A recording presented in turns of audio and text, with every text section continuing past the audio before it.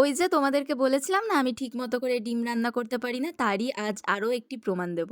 আজ সকাল থেকেই প্রচন্ড মেঘ করেছে, মেঘ ঠিকই করেছে কিন্তু বৃষ্টি এক ফোঁটাও হয়নি। যেই মেঘ করেছে দৌড়ে গিয়ে মাকে বলেছি, মা আজকে কিন্তু তুমি খিচুড়ি রান্না করো। আর খিচুড়ির সাথে খাওয়ার জন্য আমি আজকে রান্না করছি ডিমের কারি। প্রথমেই ডিমগুলোকে সেদ্ধ করে নিয়েছি, কিন্তু ছাড়াতে গিয়ে দেখি যে একটা ডিম খুব সুন্দরভাবে ছাড়িয়ে, কিন্তু আরেকটা ডিম ছাড়াতে গিয়ে দেখি যে ডিমটা অর্ধেক ভেঙে গেছে। তাও মনে সাহস নিয়ে কড়াইয়ে তেল গরম করে নুন আর হলুদ দিয়ে ডিম দুটোকে দিয়ে দিলাম, কিন্তু একটা ডিম সুন্দরভাবে যেটা ছাড়িয়েছিলাম সেটাই বেঁচে আছে, আরেকটা ডিমের ভর্তা হয়ে গেছে। কি আর করবো, ভর্তা হলেও ওটা ডিম, তো দুটো ডিমকে ফার্স্টে ভালো করে ভেজে তুলে রেখে দিয়েছি। এরপর ওই কড়াইয়ের মধ্যে আরো অল্প সাদা তেল দিয়ে নিয়েছি। তেলটা ভালো করে গরম হয়ে গেলে চিনি, তেজপাতা আর একটু গোটা জিরে ফোড়ন দিয়ে নিয়েছি। এরপর চিনিটা একটুখানি লাল হয়ে উঠলেই তার মধ্যে কেটে রাখা কিছু পেঁয়াজ কুচি দিয়ে নিয়েছি। পেঁয়াজটা হালকা ভাজা হয়ে গেলে তার মধ্যে কেটে রাখা কিছু টমেটো, পেঁয়াজ বাটা, রসুন বাটা, আদা বাটা, নুন, হলুদ, জিরে গুঁড়ো, ধনে গুঁড়ো, একটু কাশ্মীরি লঙ্কার গুঁড়ো আর অল্প পরিমাণে লঙ্কার গুঁড়ো দিয়ে নিয়েছি। এরপর মশলাটার মধ্যে অল্প অল্প করে জল দিয়ে মশলাটাকে ভালো করে কষিয়ে নিয়েছি। আর মশলাটা কষানো হয়ে গেলে অল্প ধনেপাতা দিয়ে দিয়েছি। এরপর মশলা থেকে যখনই তেল ছেড়ে আসবে তখনই ওর মধ্যে আমি ডিমগুলোকে দিয়ে নিয়েছি। এরপর ডিমের সাথে মশলাটাকে ভালো করে কষিয়ে নেওয়ার পর আমি এখানে জল দিয়ে নিয়েছি। তারপরে জলটা হালকা শুকিয়ে এলেই কিন্তু দেখো আমাদের রেসিপি এখানে কমপ্লিট।